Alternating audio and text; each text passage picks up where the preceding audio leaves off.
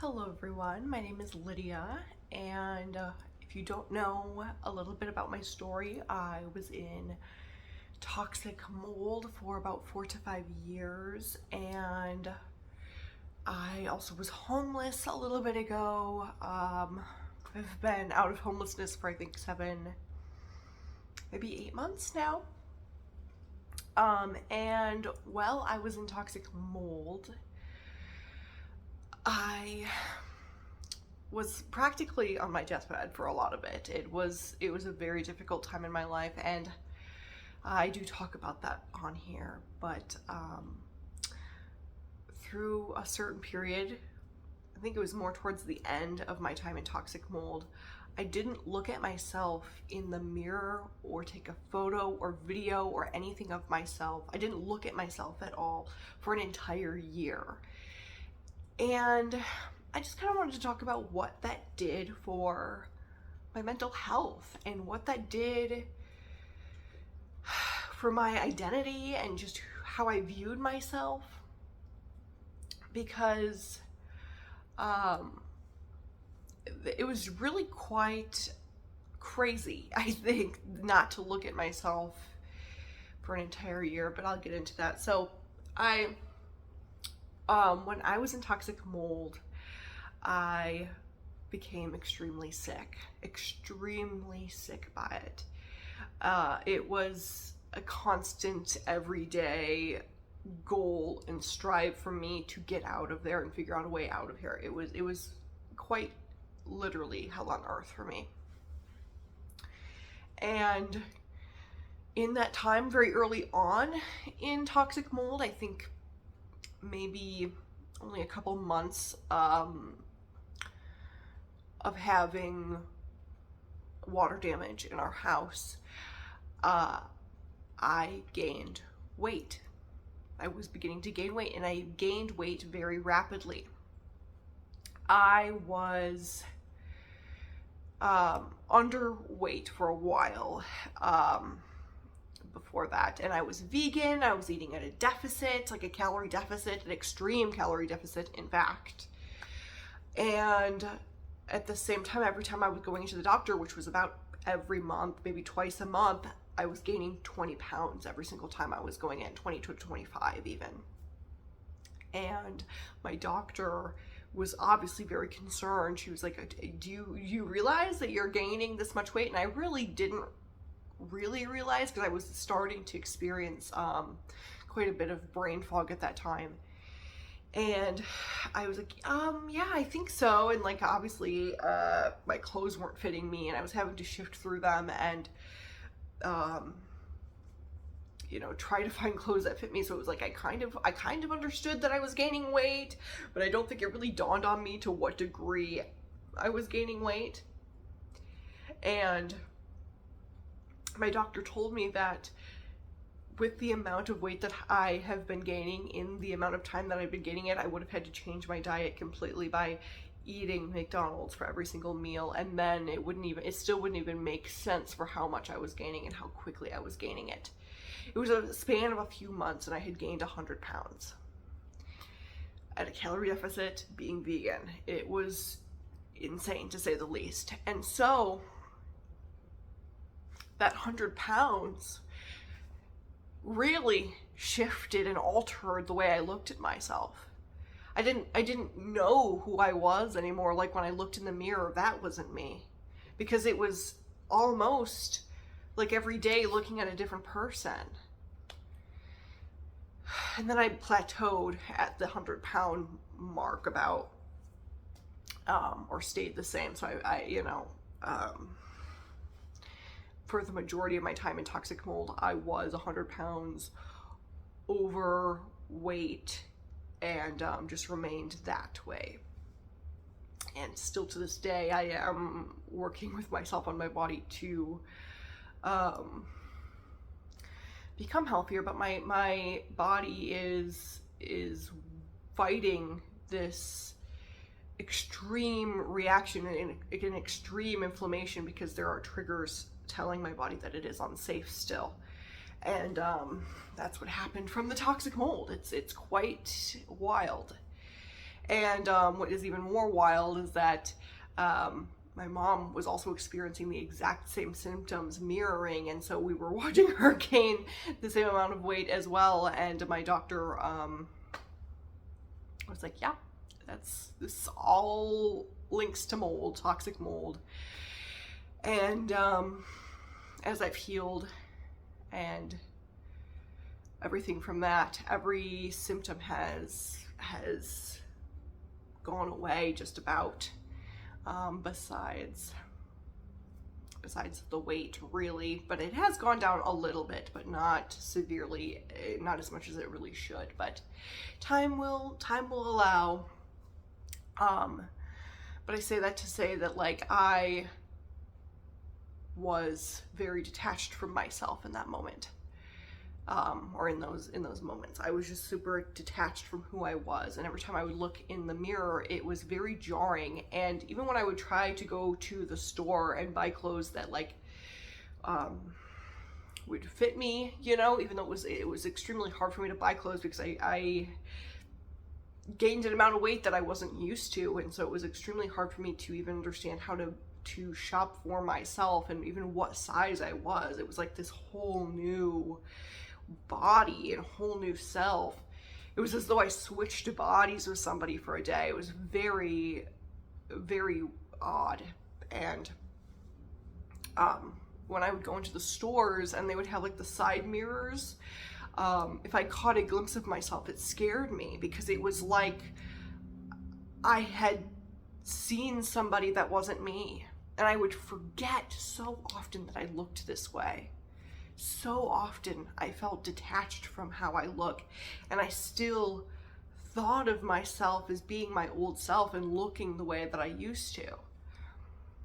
And it wasn't until like I would like if I did ever take photos of myself, it was super jarring, and then I stopped for an entire year taking any photos of myself at all, because every time I looked in the mirror it was jarring, and I stopped looking in the mirror more and more. I just kind of tried to avoid it after a while because it was just too much for me. And then the brain fog set in so deeply. So it kind of happened together, where I was like, I didn't want to look in the mirror, but also my brain fog was so heavy that it was like I felt so disconnected from even looking at myself. So I just stopped looking in the mirror altogether when I was, you know, in the bathroom or wherever. And I just kind of stopped. And at that point, I also didn't have a very good phone. I had a very crummy track phone, and I mean, I think you could take like 3 pictures max on there, and the camera was just so bad. So, and that was like our phone for a long time. And I didn't feel like I needed a phone because, I mean, I was so out of it. It's not like I was texting or chit-chatting with anybody. I mean, I was out of it. So it was like, that was what we had. And I just never, ever took photos of myself. Like, it just didn't happen. And I chose not to ever make it a point to. And so, and I, at that point, had stopped filming YouTube videos. I used to film videos all the time when I was a teenager and young adult, and I had completely stopped at that point because I really couldn't even form a full comprehensive thought at that point. So I just stopped completely, and then I just didn't look at myself. And in that time, I didn't really know how I looked. You know, I was like, I guess I'm not gaining weight or any more weight because you know, my clothes are still fitting. The new clothes that I had to buy to fit me, and I guess I just felt like there was no point. And I really didn't know how other people saw me. I didn't know how my hair looked when I went out, but that didn't matter, because at that point I cared so little about how I looked because it was just so much effort to even get out of the house that I was lucky to even get out of the house at that point. I was lucky to even walk into a store because that felt so overwhelming to me and so much. so overwhelming. And so that's just how it was. I didn't know how I looked at all times, but it also, I felt like it didn't matter. And it became less and less important to me how I looked when I came out of the house and when I was being seen by people. Which was kind of interesting, because then it's like, obviously I had to do that because of my circumstance. Like, all of that happened because of a very terrible circumstance. But I will say that the person that I was before all of that cared deeply about how I looked at all times. And I was super hyper vigilant as well. So it was a constant, how am I being perceived at all times? Am I doing what is right by society so nobody is? It's just high anxiety, essentially. And it was interesting going from that, being super hyper aware of how I'm being perceived at all times, to not caring at all. And looking so vastly different from that person that it almost felt like I was walking through the world with a different body, with a different mask on, almost like people couldn't see me through that whole time. But I think in a weird way, it sort of helped me, because I was so mentally unwell before, to where I wouldn't wear pieces of clothing that I loved so much, because I thought, oh, it made me look, it's unflattering on me, it makes me look heavy, you know. And you know, I grew up being like a chunkier kid, heavier kid, and then I, as a teenager, slimmed down a lot.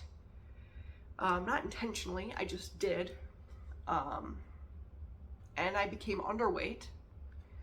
And then it was almost like in my head, I still had those fears. I knew I was thinner, like by a large margin, I was thinner. But I always had those thoughts in my head of, well, maybe people are going to realize that I'm actually their fat friend, or that they're going to look down at me secretly, because I had never really known another way of people being towards me. And so then going from that and then gaining 100 pounds, it was like it sort of made me and forced me to shift out of that mindset. And of course, in the very beginning, it was like, how do I lose weight? How do I lose weight? How do I lose weight? Like, this is terrible. Like, I can't believe this is going on.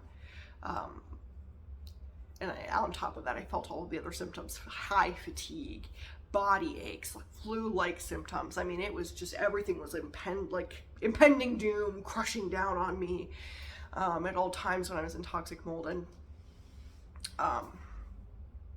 the brain fog on top of that. So it was sort of like, I don't feel like I'm capable of losing weight, but at the same time, I'm 100 pounds overweight. Like, this is drastic, and I don't feel like myself. And it was in the very beginning, it was this like, how do I do this?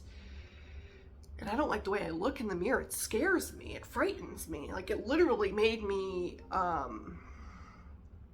feel high dissociative feelings, and almost scared to look at myself, especially in the eyes. It was like, oh my gosh, who is that?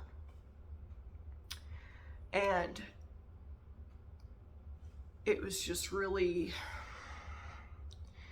really rough in the beginning. That's where my thoughts were at. I was like, how do I lose weight? And almost like I kept buying clothes that were just fitting my size, like a pair of pants from Walmart here, a shirt from Walmart there.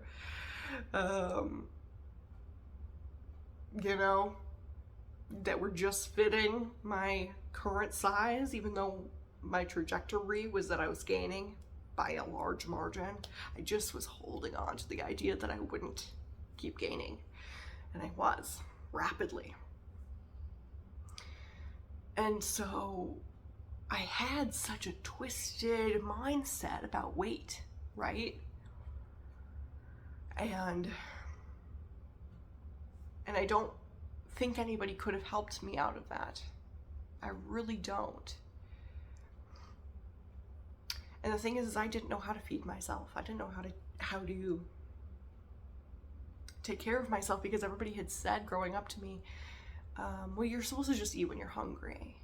You know, you always hear even doctors and think, well, you know, a good key is to eat when you're hungry. Huh? When you are used to eating unhealthily, your body's not going to send you the correct signals.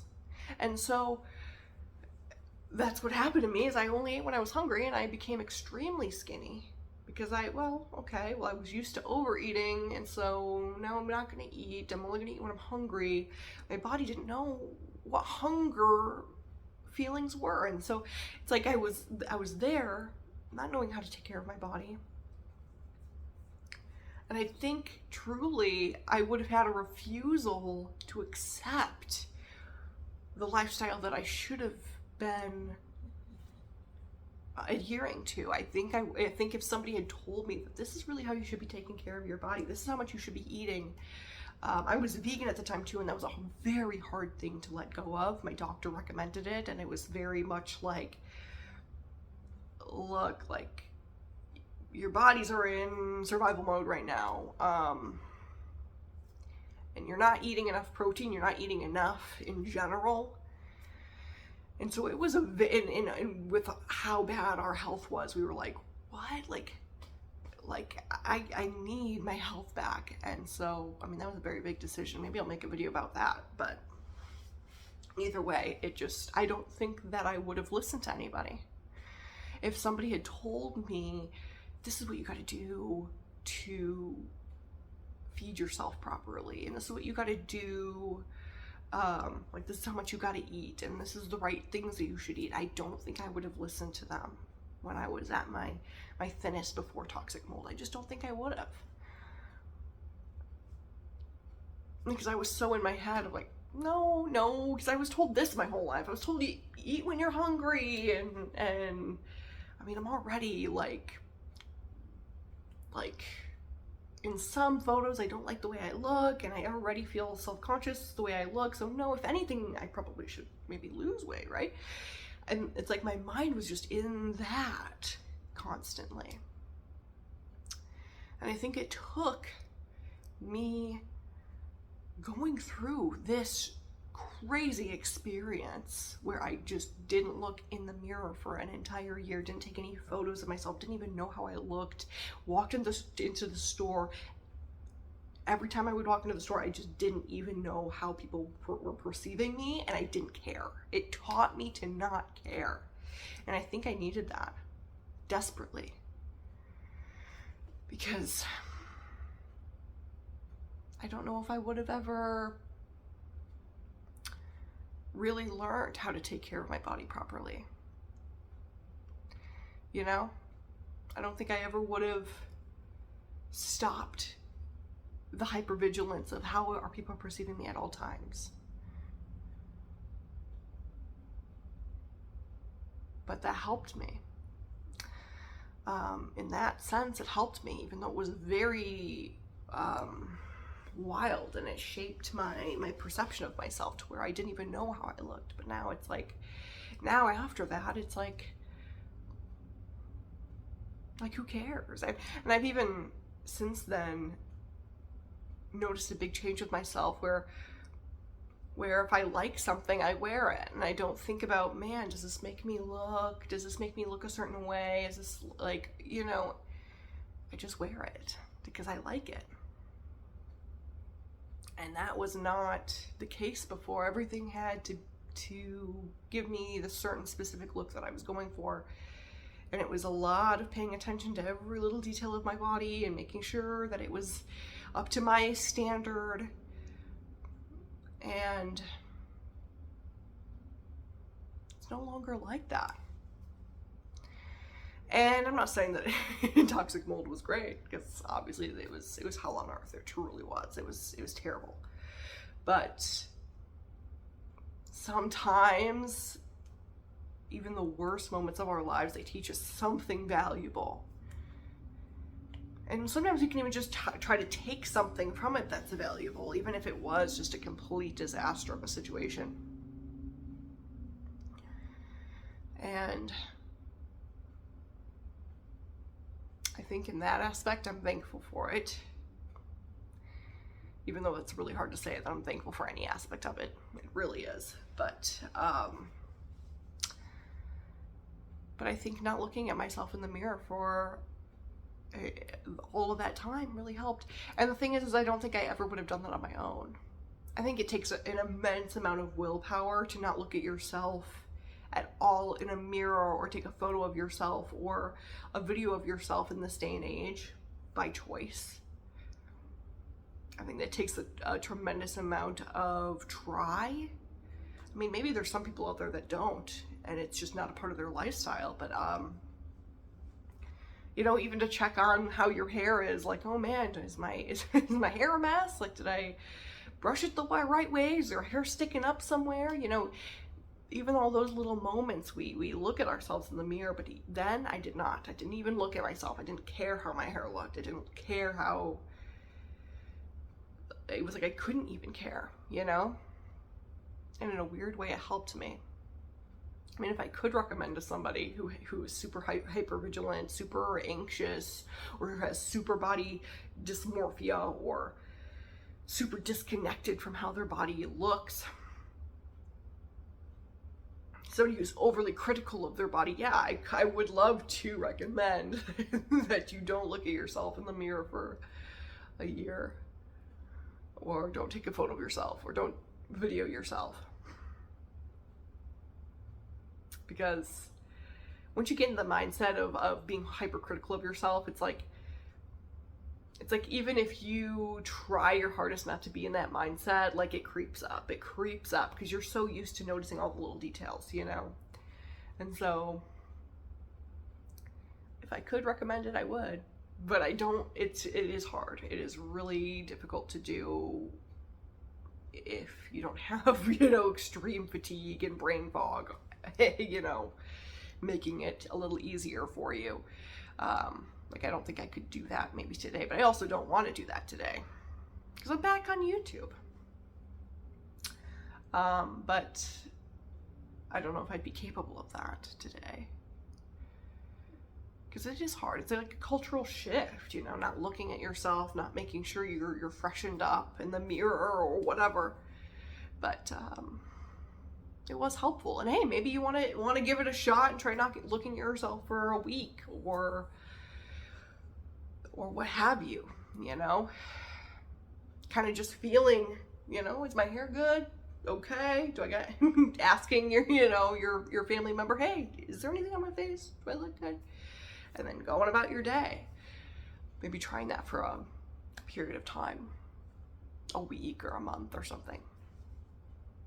It might be good for your mental health. I don't know. I definitely feel like I needed that though, big time. And yeah, that's all I had to say today about that. But I hope you have a good day, you guys. Bye-bye.